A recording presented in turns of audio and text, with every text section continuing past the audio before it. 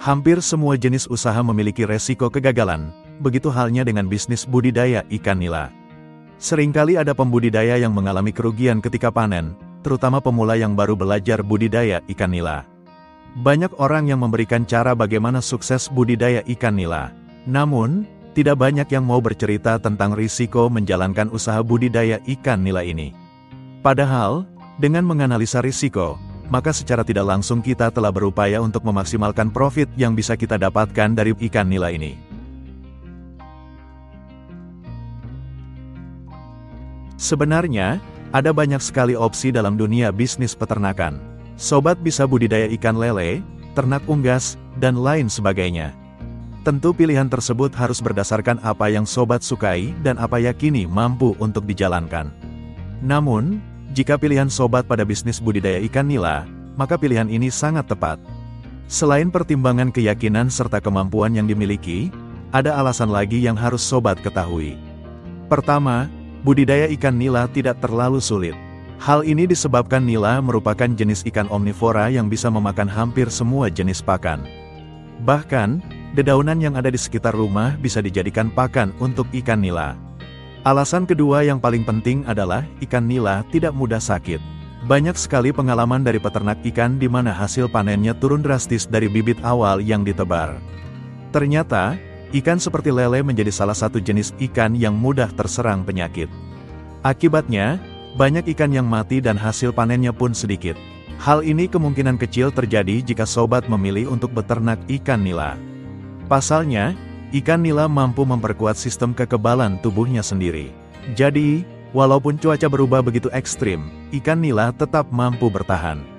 Namun, dari kelebihan yang ada pada ikan nila ini, tetap ada resiko kerugian jika sobat tidak serius dalam proses budidaya ikan nila.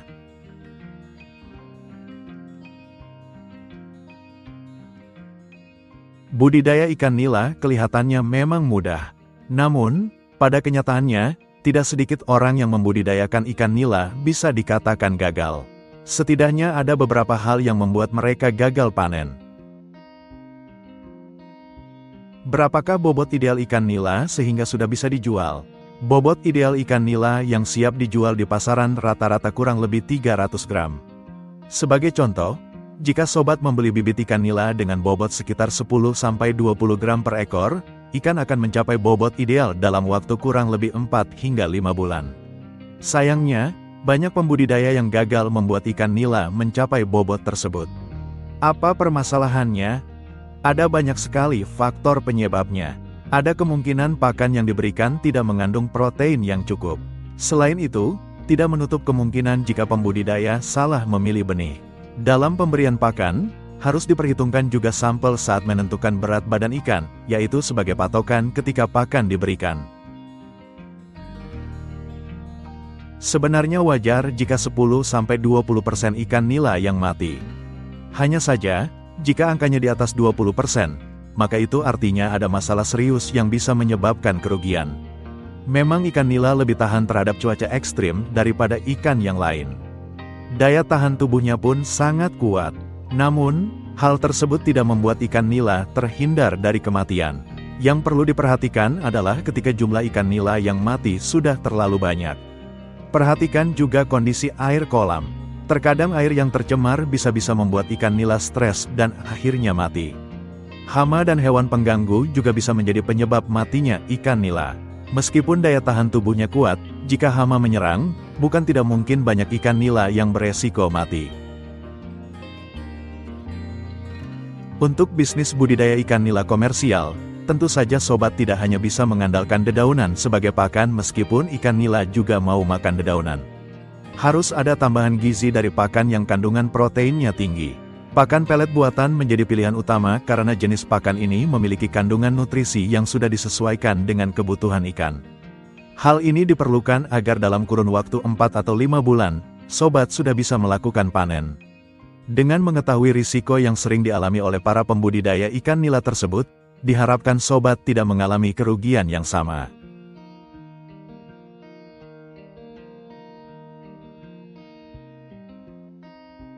Hal ini sebenarnya secara tidak langsung berkaitan dengan risiko yang bisa terjadi. Ada beberapa faktor yang perlu menjadi pertimbangan ketika sobat ingin mulai membudidayakan ikan nila. Yang pertama mengenai lokasi.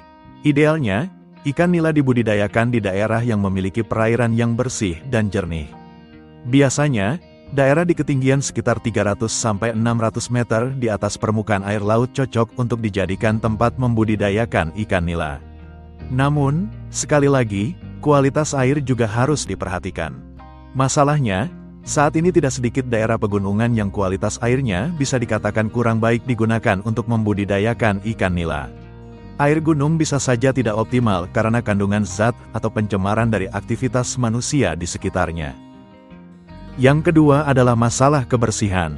Media apa yang akan sobat gunakan? Beberapa peternak menganggap kolam tanah adalah jenis media terbaik untuk ikan nila karena tanah akan memberikan sumber makanan organik yang dibutuhkan oleh ikan secara alami.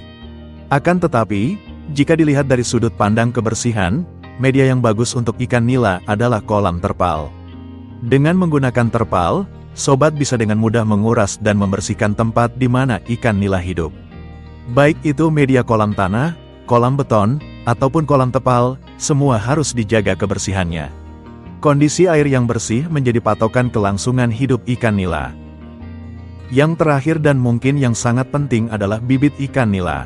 Tidak masalah jika sobat harus mengeluarkan uang yang sedikit lebih banyak untuk mendapatkan bibit ikan nila yang berkualitas. Bibit unggul memiliki kelebihan dibandingkan bibit biasa. Selain dari segi kesehatan dan ketahanan terhadap penyakit, bibit unggul biasanya memiliki tingkat pertumbuhan yang lebih cepat.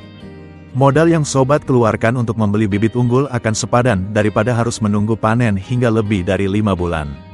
Sobat bisa bayangkan sendiri berapa jumlah pakan yang harus diberikan jika masa budidaya semakin lama. Selain itu, bibit unggul juga bisa meminimalisir jumlah ikan yang mati. Dengan memilih bibit ikan nila yang baik, dalam kurun waktu 5 bulan atau bahkan hanya 4 bulan saja, sobat bisa memanen ikan nila dengan berat yang ideal.